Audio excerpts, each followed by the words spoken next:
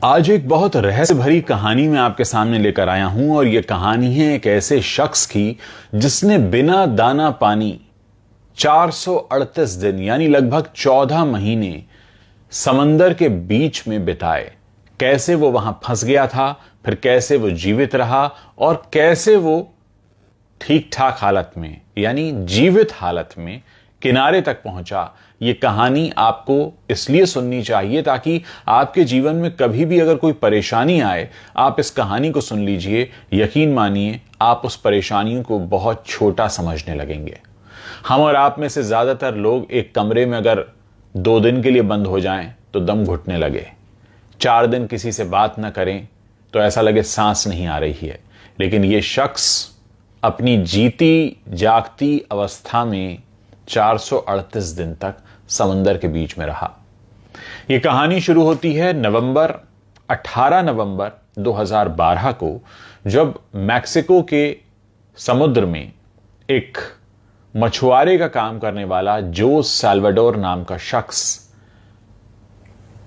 रोजाना की तरह अपनी नौका में मछली पकड़ने जाता है। ये वो 15 साल से कर रहा था और वो उसका रोजी रोटी कमाने का यही जरिया था। उसका एक मालिक था जो नौका का मालिक था, वो उसे नौका देता था। वो 2 से 3 दिन समुद्र में बिताता था और उसके बाद जो मछली पकड़ कर लाता था उस पर उसे कमीशन मिलता था। ये उसका 15 साल से काम था और उसे समुद्र में जाने की, समुद्री तूफानों को देखने झेलने की बहुत अच्छी एक उसकी लंबी एक्सपीरियंस भी रही थी। अब 18 नवंबर को जब वो निकलने लगता है तो वो हमेशा अपने साथ एक हेल्पर को या किसी दोस्त को साथ लेके जाता था। लेकिन इस बार उसके दोस्त ने, जो अक्सर उसके साथ जाता था, अपना कोई कारण बताया कि इस कारण से मैं नहीं जा पाऊंगा, तुम किसी और को ले जाओ।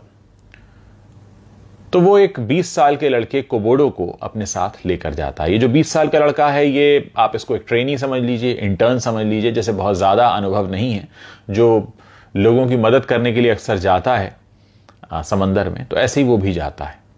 अब जब ये रवाना होते हैं अपनी नौका में, इनकी नौका की भी आपको डिटेल बता देता हूं। इनकी जो नौका है वो नाव है एक लकड़ी की बनी हुई, जो करीब 23 फुट लंबी है, जिसमें ऊपर कोई झंडा वगैरह नहीं है। जैसे आपने देखा होगा कि ऊपर एक झंडा जैसा लगा होता है, ऐसा कुछ भी नहीं है। एक फ्लैट नाव है 23 फीट की, और इसमें कुछ सामान ये अपने साथ लेकर निकलते हैं, जिसमें करीब 90 किलो ये अपने साथ आइस लेके जा रहे हैं, क्योंकि 2 से 3 दिन लगेंगे, मछली पकड़ेंगे, मछली खराब ना हो जाए, इसलिए करीब 90 किलो इनके पास बर्फ है। 70 गैलन करीब इनके पास गैसोलीन है। 16 गैलन पीने का पानी है, क्योंकि समंदर का पानी आप पी नहीं सकते। और एक जीपीएस सिस्टम है जिससे पता करेंगे कि कहां पर हैं।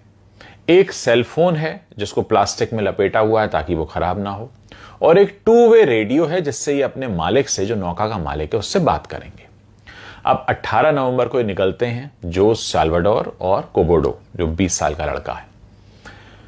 2 दिन ये अच्छे से मछलियां पकड़ते हैं और करीब 500 किलो ये मछलियां पकड़ते हैं और उनको वो बर्फ में डाल देते हैं। तीसरे दिन इन्हें लौटना था। तीसरे दिन जब ये लौटने लगते हैं तो ये देखते हैं कि करीब 50 मील की दूरी पर हैं ये तट से, मैक्सिको। लौटने लगते हैं, 50 मील की दूरी है, तो उनको लगता है कि करीब आधे दिन से ऊपर हो जाएगा तो पार कर लेंगे। लेकिन तभी समुद्र में अचानक तूफान आ जाता है। अब ऐसे तूफान जो साल्वाडोर ने बहुत देखे हुए थे, 15 साल से वो मछलियां पकड़ रहा था, तो समझता है तूफान कुछ समय में शांत होगा। लेकिन इस बार तूफान कुछ ज्यादा ही भयानक है और ये इन्हें लगता है रास्ता भटक रहे हैं। ये जीपीएस पे देखने की कोशिश करते हैं तो जीपीएस काम नहीं करता है। अच्छा, जब ये अपने रेडियो को लेकर निकले थे तो 50% बैटरी के साथ निकले थे, और इनके लिए 50% बैटरी काफी होती थी, 3 दिन 4 दिन तक चल जाती थी। तो उस बार चार्ज नहीं की थी, 50% बैटरी थी। फिर ये 2 वे रेडियो पर अपने मालिक को बताता है कि भाई मैं रास्ता भटक गया हूं, तूफान आ गया है। मालिक कहता भाई देखो आसपास कोई जहाज जा रहा होगा, कुछ होगा। कहता नहीं, कुछ भी नहीं दिख रहा, दूर दूर तक कुछ भी नहीं है, और मैं जीपीएस भी काम नहीं कर रहा है, इसलिए मैं आपको सूचित कर रहा हूं। मालिक कहता है ठीक है, मैं कुछ करता हूं। लेकिन कुछ समय बाद क्या होता है, रेडियो की भी बैटरी डेड हो जाती है। अब रेडियो की बैटरी डेड हो चुकी है, जीपीएस सिस्टम काम नहीं कर रहा है, रास्ता ये भटक चुके हैं और 3 दिन के ऊपर हो गया है। अच्छा, खाना भी ये 3 से 4 दिन का अपने साथ लेकर निकले थे। जो खाना भी अब लगभग खत्म होने के किनारे पर आ गया है।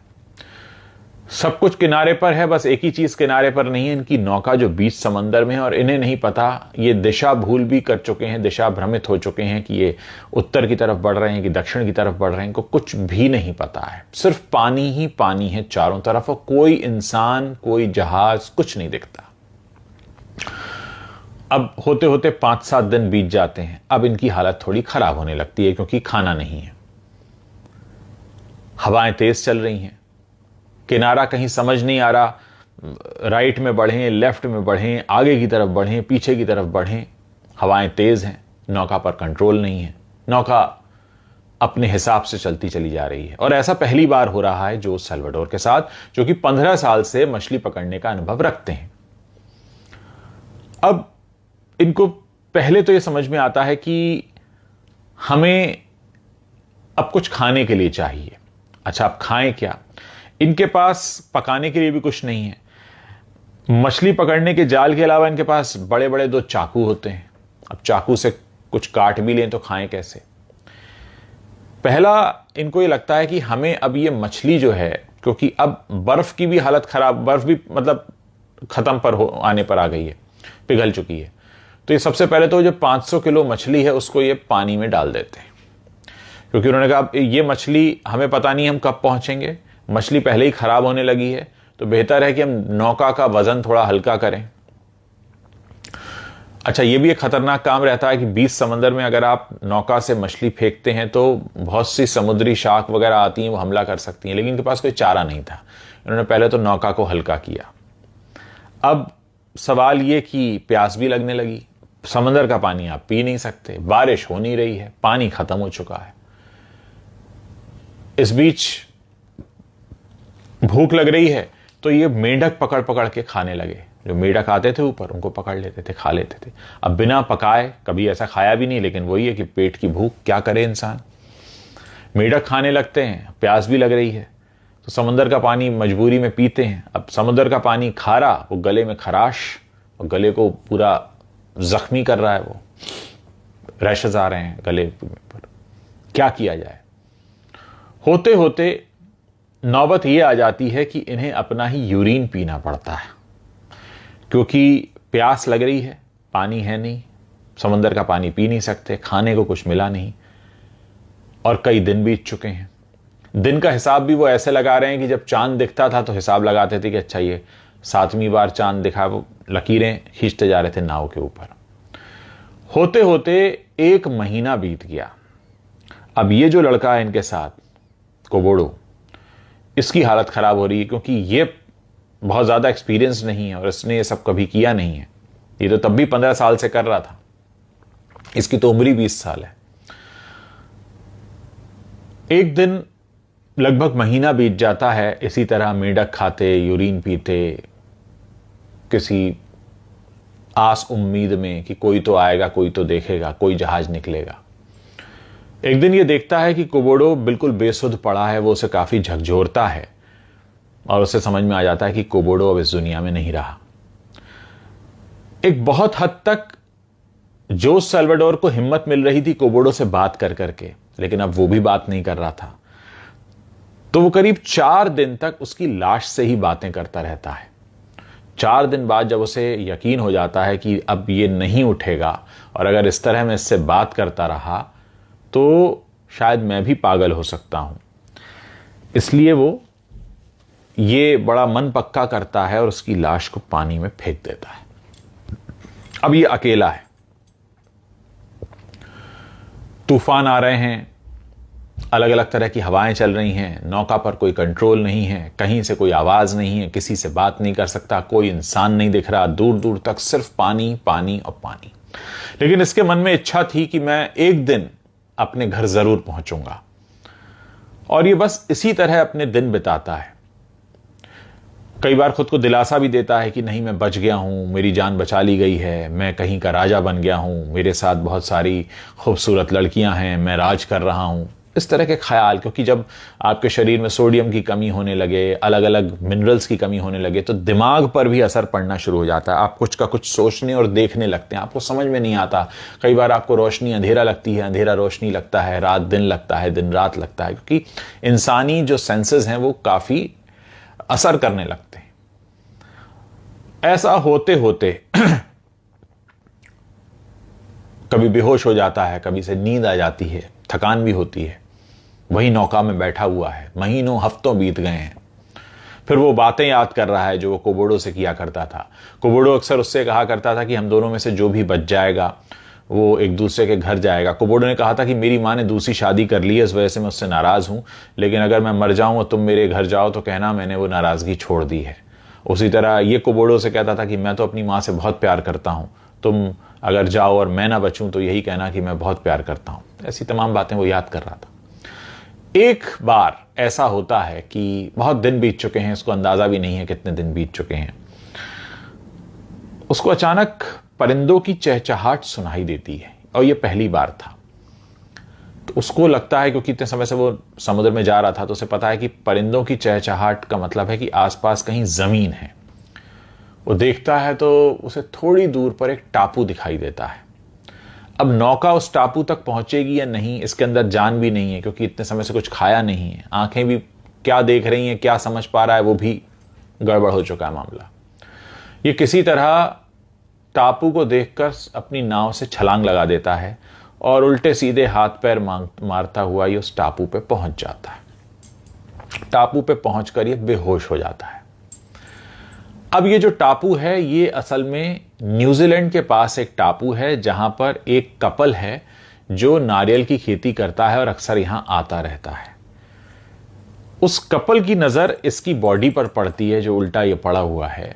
वो पास जाते हैं, देखते हैं तो डर जाते हैं इसे देखकर।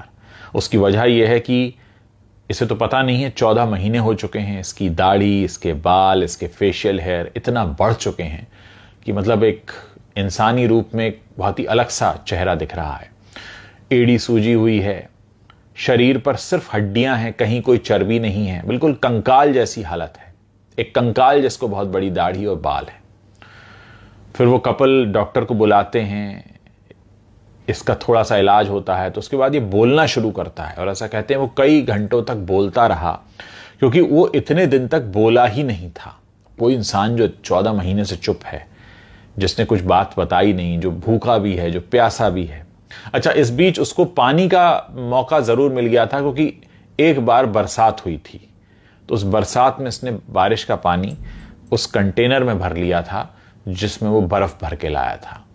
तो वो पानी इसने पिया हुआ है, लेकिन उस पानी को पिए हुए भी महीनों बीत गए हैं। एक ही बार बारिश हुई है। डॉक्टर इसका इलाज करते हैं, फिर इसकी भाषा समझी जाती है, पता चलता है कि ये मैक्सिको के पास का है, और ये तो वो न्यूजीलैंड पहुंच चुका है। मैक्सिको से न्यूजीलैंड की दूरी है करीब 8,800 किलोमीटर, और आप मानकर चलिए कि न्यूजीलैंड एक सिरा है, मैक्सिको दूसरा सिरा है दुनिया का, और 14 महीने बीत चुके हैं इसको। फिर अमेरिका के एक हाई कमिश्नर वहां पर थे, जो वहां इसको देखने पहुंचते हैं। फिर इसकी बात दुनिया तक पहुंचाई जाती है, मीडिया में खबरें आती हैं। करीब 1 महीने तो इसका वहीं न्यूजीलैंड में ही इलाज चलता है, तब ये जाने लायक होता है मैक्सिको।